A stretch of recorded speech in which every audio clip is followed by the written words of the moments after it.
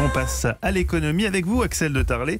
Vous nous parlez, pour votre grand retour aujourd'hui, Axel, de la métropolisation de l'économie française. 13 grandes villes accaparent l'essentiel du dynamisme économique du pays. Voilà, c'est ce que montre une enquête réalisée par Hello Work. Hello Work, c'est l'ancien Région Job qui a constaté que les 13 principales villes de France représentent à elles seules 42% des offres d'emploi en France.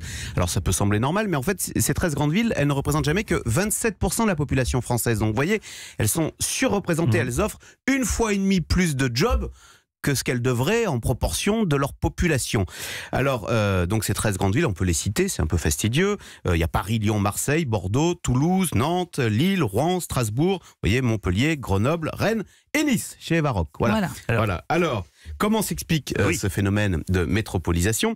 Eh bien, parce qu'on est passé d'une économie qui reposait sur l'industrie dans l'après-guerre, avec des usines qui irriguaient tout le territoire. Ces usines, elles ferment aujourd'hui, on en parle suffisamment. Et on est passé à une économie de la connaissance. Maintenant, les emplois se créent dans les labos, se créent dans les start-up, se créent dans les services. Et toute cette économie qui n'est plus industrielle, mais qui est une économie de la connaissance, peut se retrouver dans des lieux plus concentrés, plus restreints pour créer un écosystème. Et bien voilà, c'est pourquoi les grandes villes sont les grandes gagnantes de cette économie de la connaissance, avec un deuxième effet qui se coule.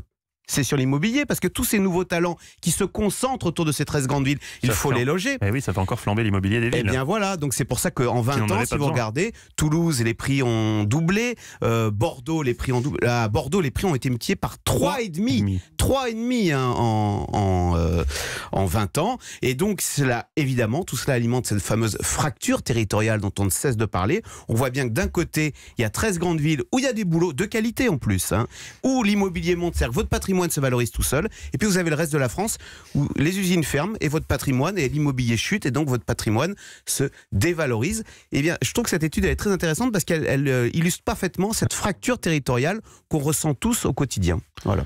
Merci beaucoup, Axel de Tarlé. J'avais une petite précision. Dites-nous votre petite précision. Eh bien oui, reste à savoir. Comment ça va évoluer tout ça ? Quelle sera l'évolution future ? C'était pour terminer sur une note d'optimisme en ce lundi matin.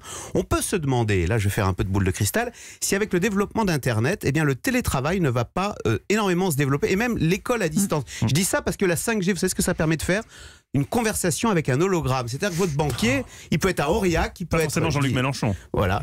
Oui, non, mais ça le développe de façon très efficace. Et même l'école. Alors, je ne sais pas si ça arrivera jusque-là, parce qu'à un moment, on a besoin d'un contact physique, de se toucher. Mais on peut vraiment imaginer que peut-être l'avenir n'est pas écrit, et ce sera peut-être la revanche des campagnes. Oui, on pourrait imaginer aussi que d'abord, il y ait plus de zones blanches sur le territoire et qu'on puisse effectivement s'installer dans les zones où il n'y a pas d'Internet. Ça passe par de bons équipements.